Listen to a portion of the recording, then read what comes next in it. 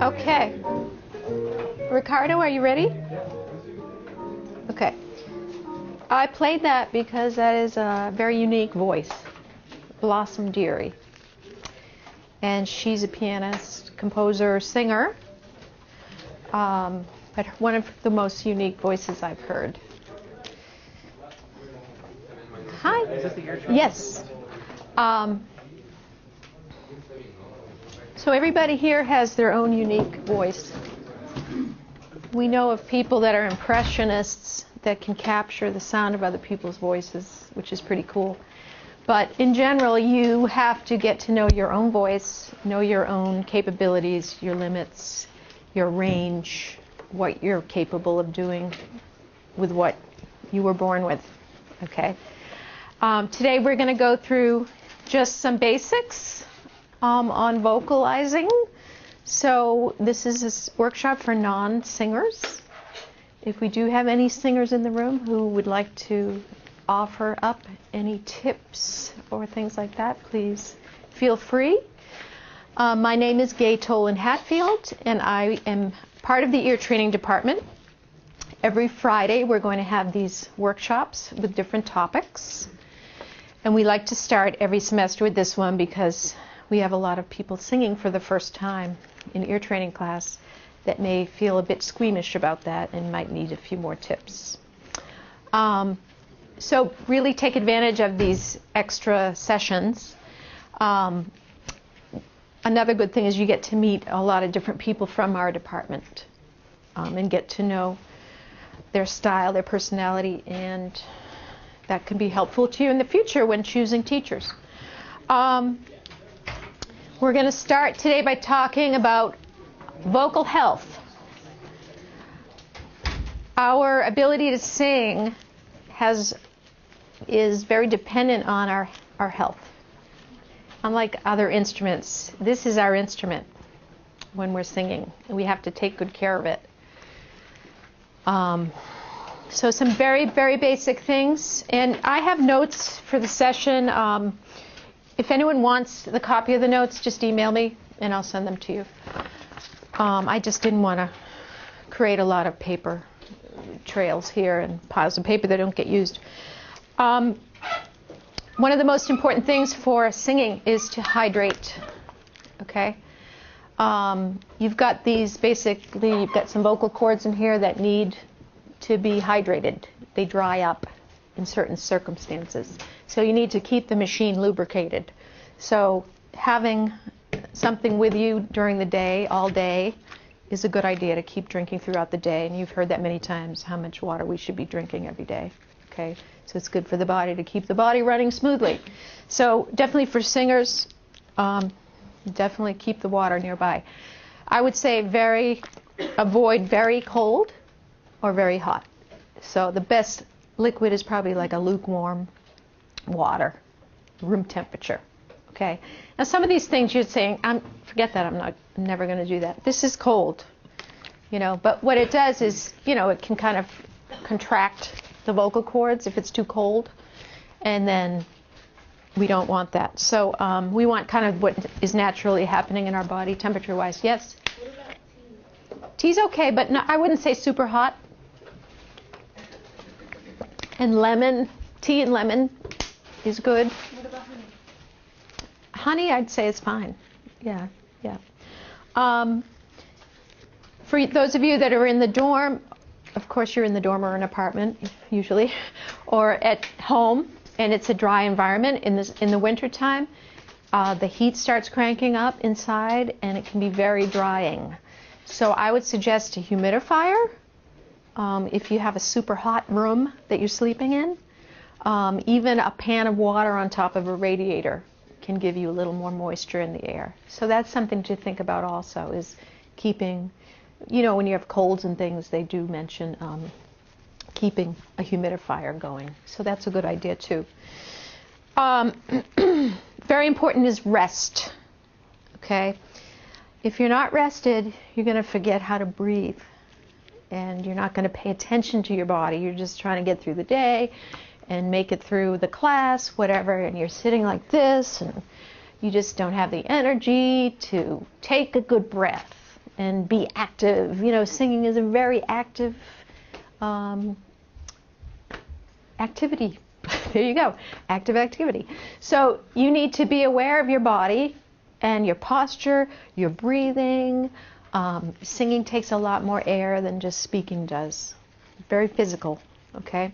So if you're tired, that's going to affect you. I remember an interview with one of the singers from Manhattan Transfer. How do you keep your voice going? You know, what happens on the road? You're doing like shows every night, 3 or 4 hour shows. How do you do it? And she said, well, I get in trouble when I don't get enough rest because I forget how to breathe. I forget to breathe. You know, it's like, okay, here comes a big long phrase. I better get ready. I got to take my big breath and get ready, take enough breath so I can make it through that phrase. You know, if you forget to fuel the engine, you're going to run into problems. You're going to start pushing where you shouldn't be pushing from. So rest is super important, okay? Dairy is to be avoided, okay? I wouldn't have a big milkshake before your ear training midterm or final. It coats your vocal cords. It makes phlegm, so you're constantly clearing your voice. Clearing your voice is very dangerous also because it's slamming your vocal cords together when you clear your voice. So that can take its toll, okay? Just like coughing, you know, when you cough, you know, your vocal cords are like slamming together like that, okay? So watch out for the dairy.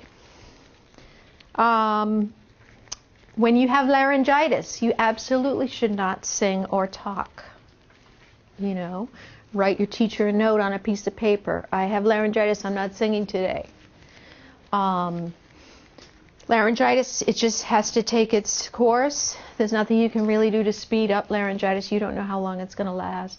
But singing or talking over laryngitis will not help you. Get rid of it.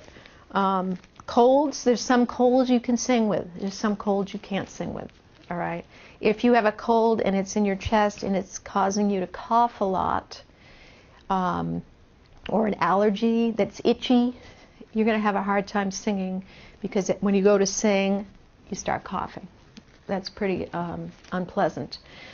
With head colds sometimes that are up here, you may be hearing, not like the way you're hearing your voice, but it's actually could still work, okay? So there's some exercises you can do for colds, like humming to bring the sound up front, and E sounds are good for colds, okay? So like I said, certain colds you will be able to sing, certain colds you won't. Tell your teacher. If you have a sore throat, I would tell your teacher, I have a really sore throat today, is it okay if I don't sing? And they will probably say yes, just relax, you know, mouth the solfege, conduct, whatever. So, you know, sore throat, take it easy, lots of liquids. Sore throat brings up lozenges, okay? Throat lozenges, be careful of super mentholated throat lozenges or sore throat spray because it can numb your vocal cords and then you're not feeling what's really going on. Okay, so it can mask some of what's going on. You don't want to anesthetize this. You want to be in touch with it and feel it. Okay, so be careful the kind of lozenges you use. I'd say they have like little gummy ones. They used to have these glycerin type lozenges that were kind of honey-like. Those are pretty good, but stay away from the menthol and the sore throat spray. When you have a cold, your nasal drip can cause the coughing and irritation of the vocal cords, give you a sore throat, so watch out for that. You can gargle with warm salt water, which is good when you have a cold, and there's a product on the market called Alkalol. It's usually, I think you have to ask for it at the counter, the pharmacist, but it's you don't need a prescription for it. So I've seen it on the shelves of some stores. It's like a mucus solvent. It's got spirits and natural ingredients. That's a good thing to gargle with too. Alkalol, not alcohol, alkalol. Alcohol is drying, okay? It's dehydrating. Coffee, same thing. So, these are just little common sense things that you can help yourself out with. Everything in moderation, right? Did someone have a question? Yes. What if you have laryngitis or cold or something on the day of, say, like a midterm or a quarterly quiz or something like that? Your teacher will usually reschedule it for you. Okay. Yeah. So, what was I going to say? Yeah, if you have something that's going on longer than a week, I would definitely check it out at a doctor, like a laryngitis or something. Also, speaking too much can really hurt your voice. The first day I teach after a break, I come back and teach the whole day. I am very tired at the end of the day. So speaking too much can make this tired, just as singing does. Don't sing too much. When you practice ear training, do a little bit a couple times a day or once a day, every day.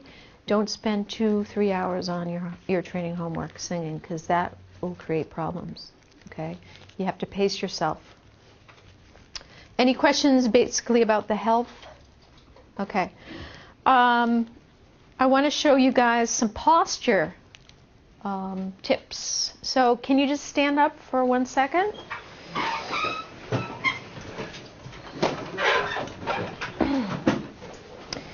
You have to create a very open and relaxed frame for your voice to work. We try not to have too much tension in the body. Your perfect posture would be if you can take your arms over your head.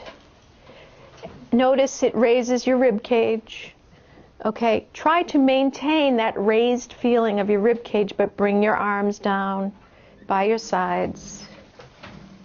And everything is kind of lifted, okay? So that's the feeling you want to get when you're singing, is lifting this up, okay? You can sit down again, that's fine.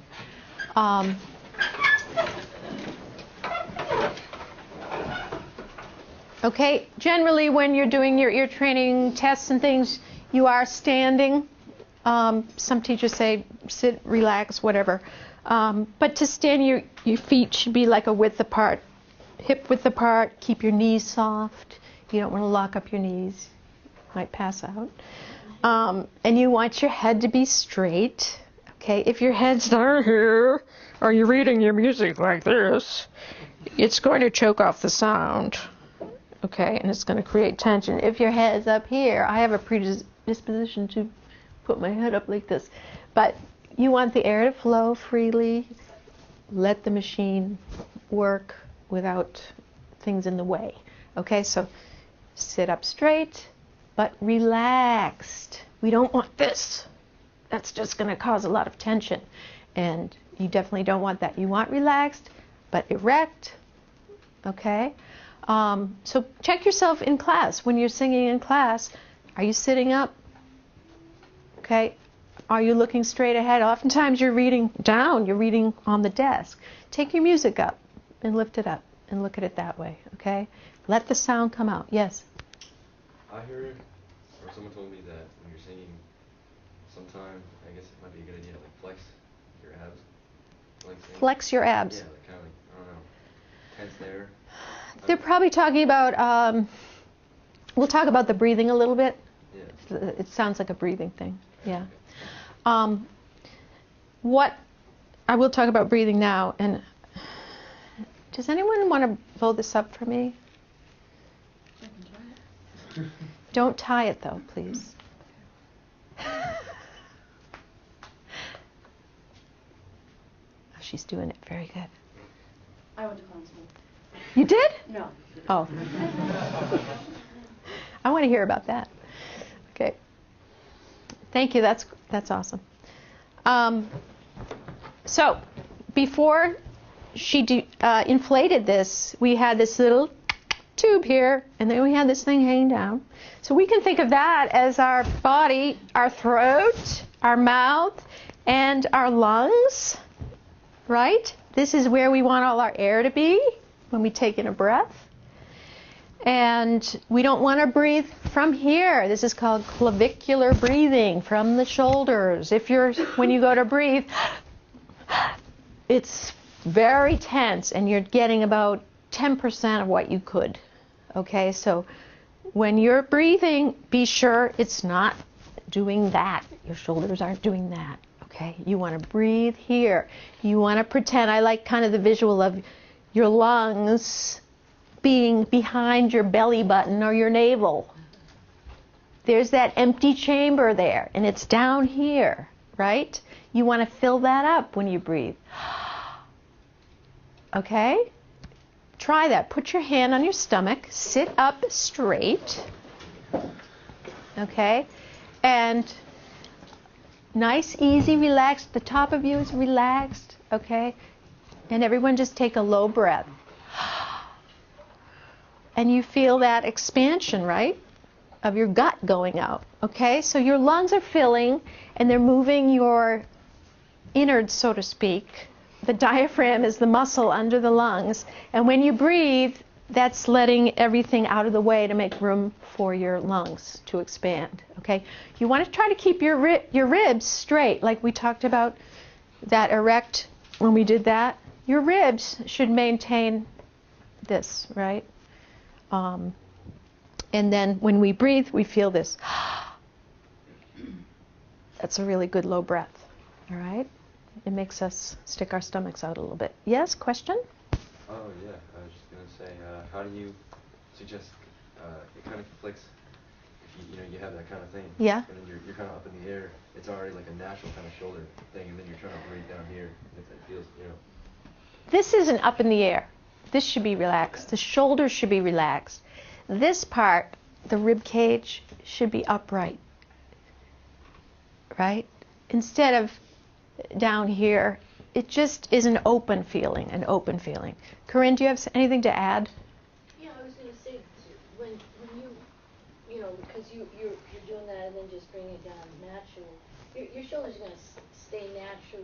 They're not going to be up like this when you come down. Mm-hmm. Mm-hmm. Right? Yeah. You're going to have a natural alignment that isn't strained. Yeah. So I think you're just overthinking it or something. Yeah. Let it, Yeah. Just relaxed. Yeah. So we've taken our breath, our big breath. This is behind my belly button.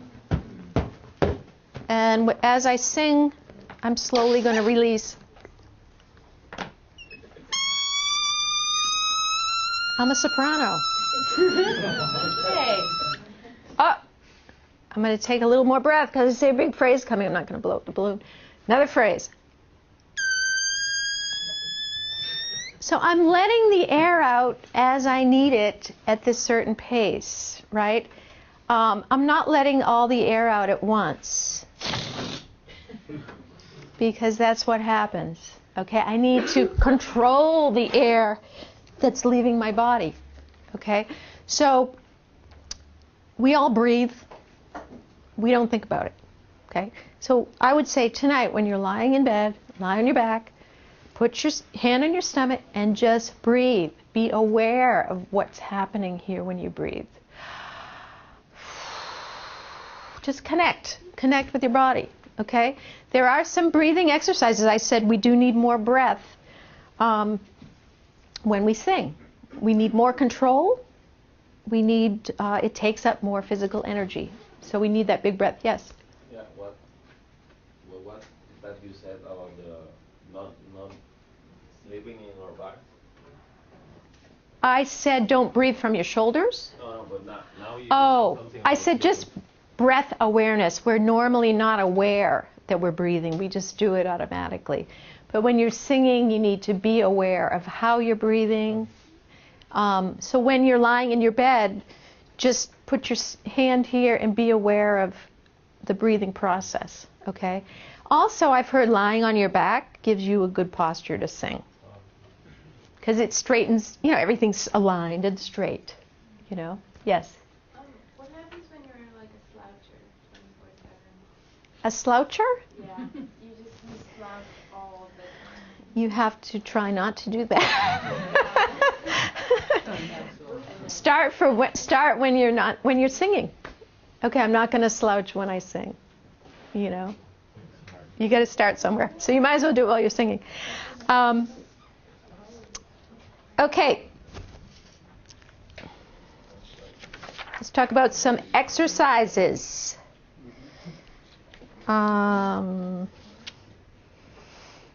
Here's one we can do. You guys want to take your big breath, and you want to look at, I don't know if you can look at the clock behind you on the wall, but we're going to take the big breath, like I did with the balloon. We're going to let out a very little bit at a time. Okay, we're controlling our exhale, controlling the exhale. So we take a big breath, we watch that second hand, and we do an S. As little sound as possible. Try it and see how long you can go. It's kind of like swimming underwater and seeing how long you can last. So let's relax the body, sit up, get relaxed. I'm going to count to 4, then you're going to take a big belly breath. All right? You're going to let it out on it very slow. 1, 2, 3, go.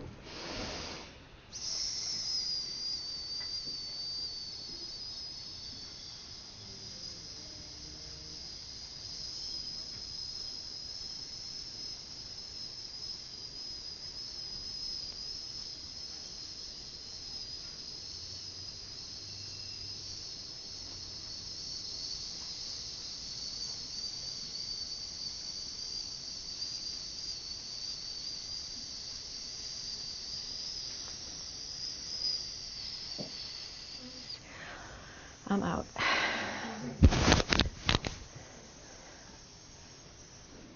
Hey, that's pretty good. You got a nice long phrase there. Let's do the same thing.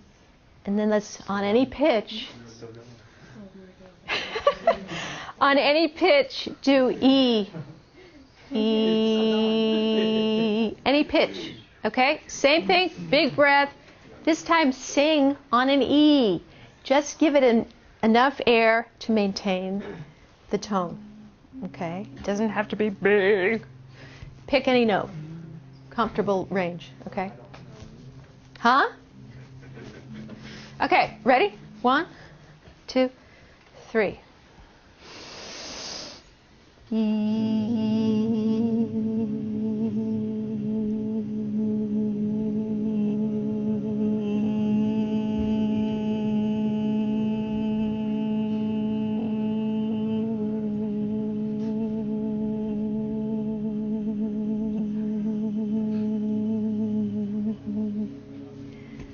I'm not taking very good breaths myself. Okay, so you have air in there. You can last a couple of bars, 2, 3 bars at a slow tempo with tone. Okay? So those are just a couple of things. Breathing awareness, realize how much capacity you have and how to use it, release it in small increments. Another exercise we can do. I want you guys to breathe in for 4 counts, slowly. Sip the air in, actually. Sip. For 4 counts, and then release for 8 counts. Okay? Sip in for 4 beats, and out for 8. Okay? Everyone relaxed? 1, 2, ready, go.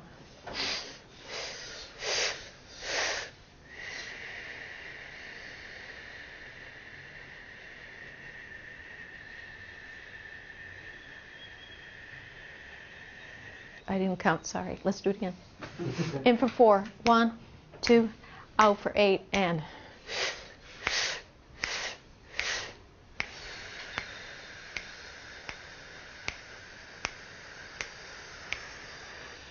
That was easy, wasn't it? That wasn't too bad. All right, let's try for 12. 12, release on 12, in for 4. Okay? 1, 2, 3, 4.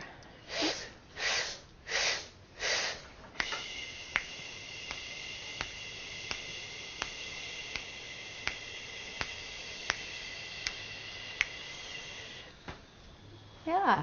See? So we're creating this awareness. We're starting to control what's happening with the breath.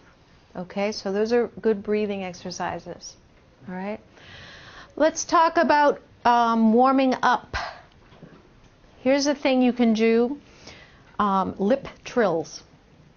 Okay. In order for you to trill your lips, you have to have the right kind of tension here, which can be difficult. And you have to keep a steady airflow. If you stop the airflow, the lips aren't going to trill anymore, right? So,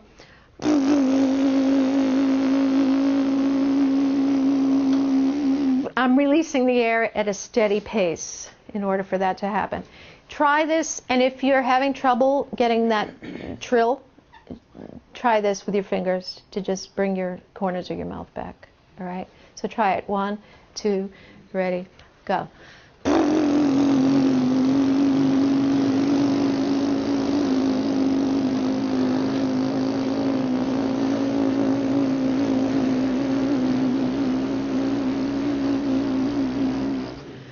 You're controlling that air, making sure you don't break the air.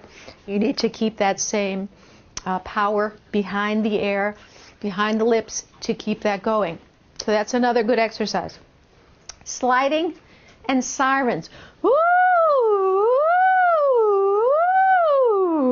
I have a lot of gentlemen that have trouble, we'll talk more about range in a few minutes, but have trouble getting to know their falsetto. Now, ear training curriculum, you're going to have to use your falsetto, guys. We'll talk about ranges, the names of ranges. But part of what you can do to get to know those higher notes is do some of these sirens. Do them in the shower, okay? Woo! What you're doing is you're going up to the highest range you have and back down comfortably. Okay, let's try some sirens. Here we go.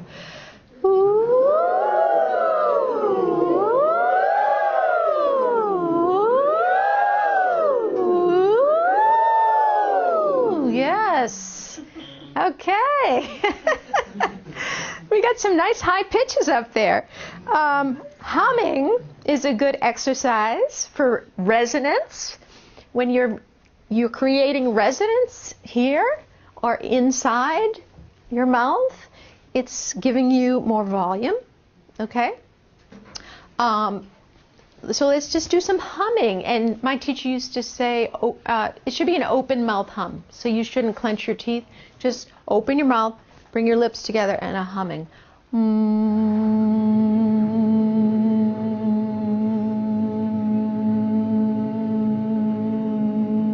How about a little, oh, what a nice chord. How about a little mi, me, ma, mo, mu? If that's not a good pitch for you, pick another pitch. Every time my lips are coming together for the M, I'm feeling that buzz of the hum. Very relaxed. Don't clench the teeth. Mi, me, ma, mo, mu. Let's go up a half step. Mi, me, ma, mo, mu.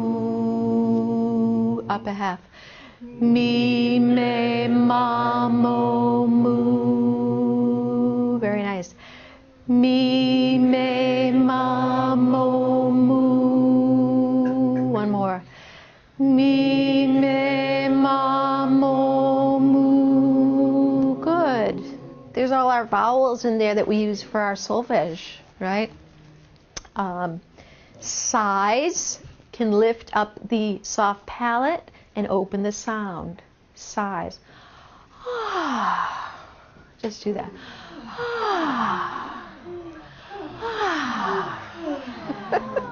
Right, can you feel the back, upper back, the soft palate?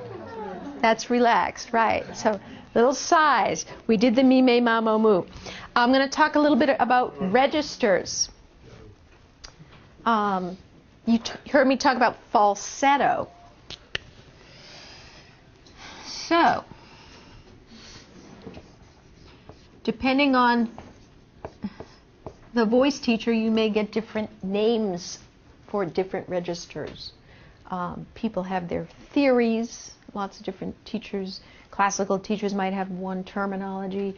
More of a pop teacher might have a different terminology. So this isn't a set in stone. This is it. This is just as I know it, how I've studied it, and things that I know work for me as far as the terminology. The falsetto would be that ah,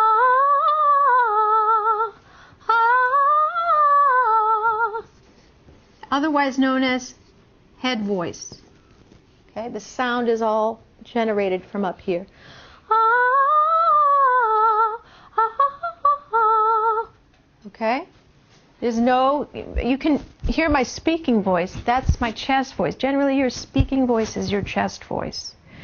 When you sing in your chest voice, you actually can feel a resonance here.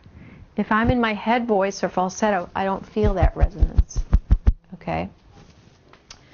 So that's your head or your falsetto. Now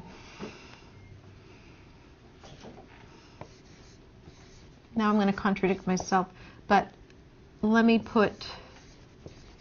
I'll work it out.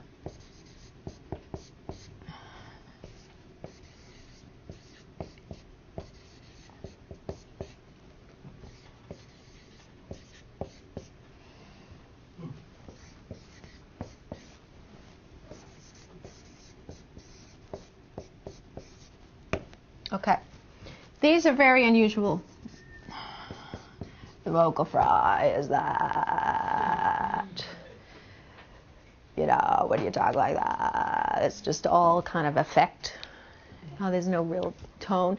There is someone I know of in Italy that teaches voice based on the vocal fry. I don't know the specifics, but you know, people study this and they use it to teach singing. Okay. The whistle tone, you guys know Mariah Carey, right? And she does that very, very high.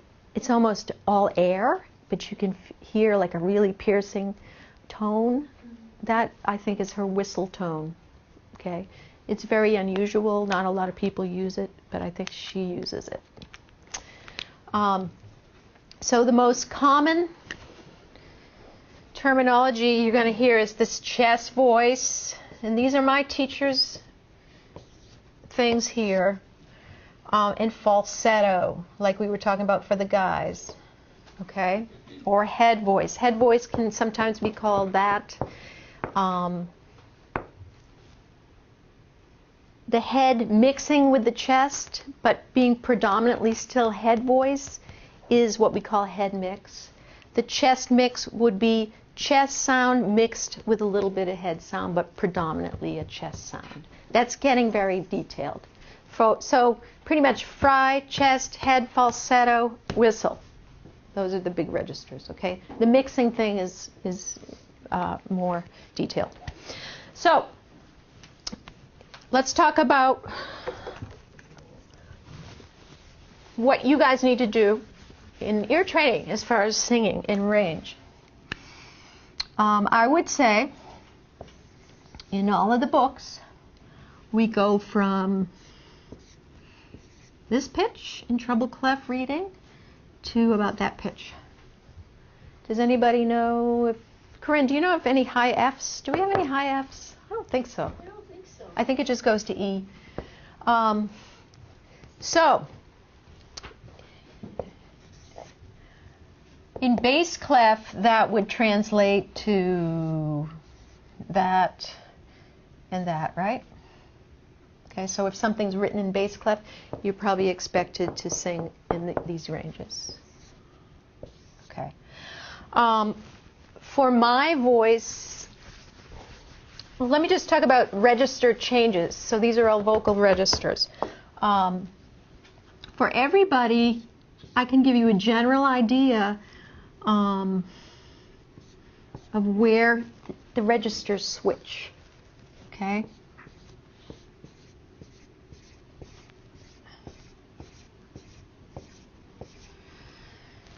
Typically here, here, and here. Okay? So here I have a good chest sound. When I get about to here, I need to start mixing in some of my lighter tones. Because what happens if you try to bring your chest up higher than it's meant to be, you're going to get very tired. So it's a balancing act of being able to sing up here, being able to sing down here, and being able to create a smooth sound in between by using a little of both at times, or one or the other, okay? When I'm low, ah, ah. Everyone try that with me. Put your hand right here. Tell me if you feel that resonance. Ah. Be sure this is free and open, that you're not tense. Okay? Let's take it up another note. Ah. Let's take it up another note. Ah.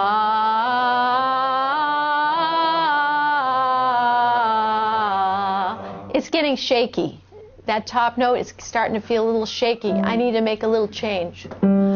Ah. It's tightening. Okay? So there I'm going to go into more of a mixy sound. Ah. You can hear the glitch in there. Ah.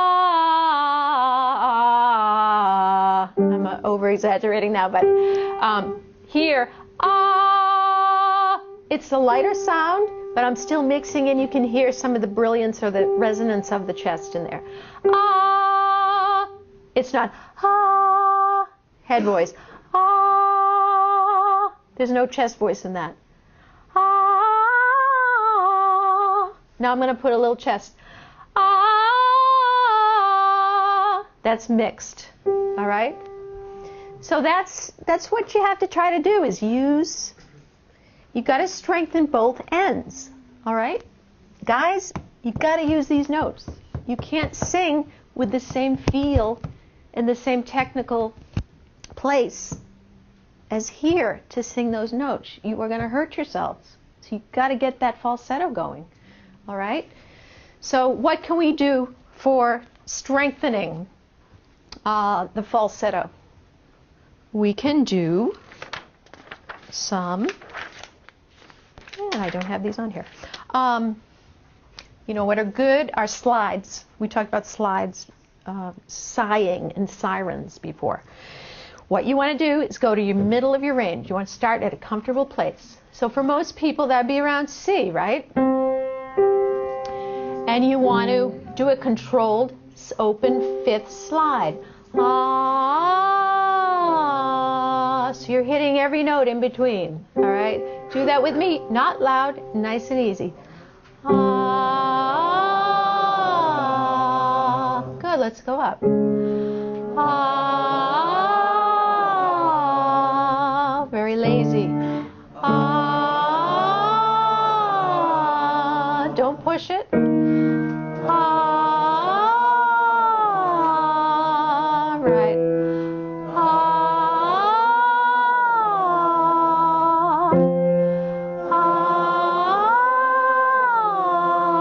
That's good. We're on a C right there. Okay? If it starts getting too high, bring it back down. Again. And down. Back up.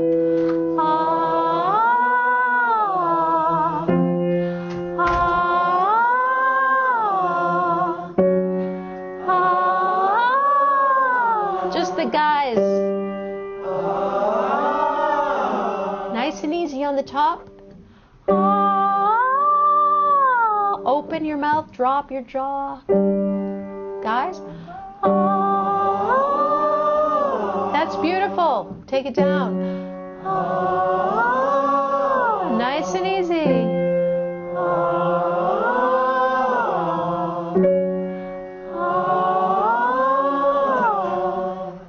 Quietly.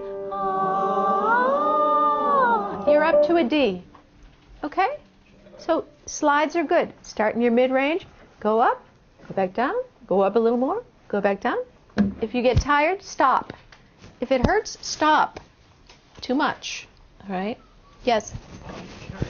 Ask an exercise that I used to do in choir, and you tell me if it's a good exercise or if it's a healthy exercise. Okay. Well, what you would do is we'd start in all falsetto on a really high. We'd do split slides like that, and we'd go down as far as we could without getting out of falsetto. It's, I think it's fine. I mean, I know my teacher likes to start on the bottom and go up, Okay. you know.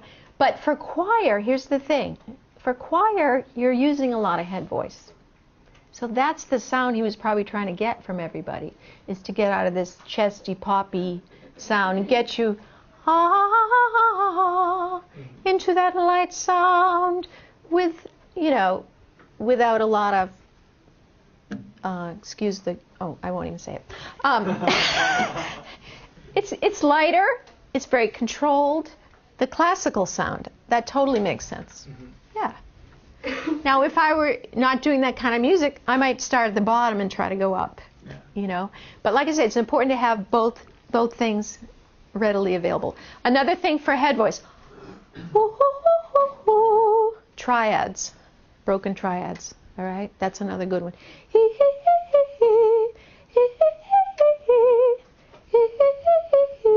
Something light like that. It's staccato and it's light. It should never be forced and loud. Don't worry about volume. Yes? Someone else had a question? Yep. When you mix head and chest voice, how do you suggest that we develop that, and how exactly should that feel? I think you should try to develop the top and the bottom. And then I think this will happen the more that you sing. Okay? You can start to do some scales, you know. So you start out in your chest. The higher you go, you're going to feel that something's wanting to change in here. Something's going to want to flip over. And you'll be able to do that because you have the high notes. So the thing you need to work on is smoothing that out. And that's what vocal singers do. They try to smooth that out. I wouldn't worry about it if you're a beginning singer. I'd more worry about working the top and the bottom, you know. Because the middle notes are going to be easy. It might not be the sound that you want right away, but it will develop. Yeah. Any other questions? Yes. You told us that it's more important to get top and the bottom, right? Top and the bottom. Yeah. Well, and my professor, he's classically trained. Yeah. He's usually saying, if you have a really good middle range, you will get easily bottom and top.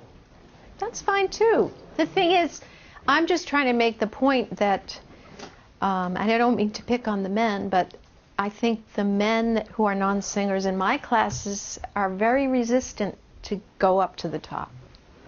So that's why I'm saying, you know, you have to work on it. You have to know that it's okay to sound the way that it sounds. You're not maybe going to like the sound at first, but you know, you have to have those notes. You have to have them ready to be able to use.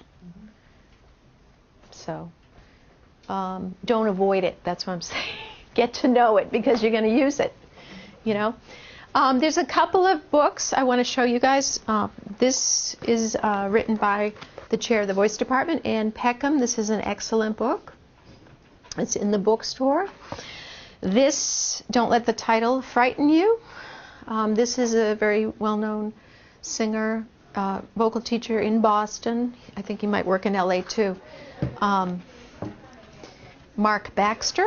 This is also in the bookstore, and it's a really good book. It talks about vocal science, registers, warm-ups, the health stuff, stage fright, just about anything. And it's got this cool little diagram on the bottom. If you flip the pages, you can see a person breathing, the little cartoon. That's worth it right there. And my voice teacher has a great website called thevoiceworkshop.com. Her name is Jeannie Levetri. Thevoiceworkshop.com. She's got a lot of resources on her website, articles, singing tips, things like that. Mark also has a good website. People write in with questions all the time. What kind of warm-up should I be doing? My voice is doing this. What should I do? But if you just Google Mark Baxter, vocalist, I'm sure you'll find his, I think it's thevoicelesson.com. So that's another resource. So I hope I taught you something new today, and I hope that you enjoy singing, getting to enjoy it, because if you're new to it, it can be a really great double for you if you're an instrumentalist. I always say, you know, if the band has an opening and you're a guitar player and you're auditioning for the band, if you know how to sing plus play, you're going to have the one up on the person that doesn't do both. So it's portable. You can carry it anywhere, right? And we use it in ear training because it's the easiest form of communication that we all share. So it can be a lot of fun. If you have a pitch matching problem, you're having trouble matching pitches, don't forget to take advantage of the tutoring. There's a guy upstairs in the Learning Center, Christy Matthew. He's the head of tutoring. If you have any problems in any of your core classes, harmony, the MAT course, ear training, dictation, any of that stuff, take advantage of that tutoring. And they do have a couple of people there that can help you with pitch matching. Okay? And there are a number of vocalists in the ear training department. And so they can help you out too. Guys, if you're a pitch matching candidate, sit next to guys in class because women and men sing an octave apart. So if you're sitting having trouble matching pitch and someone next to you is singing an octave away, it won't help you very much. So be sure you're sitting with people with the same voice register. All right. So anyway, that's it. And thank you for coming. Good luck this semester.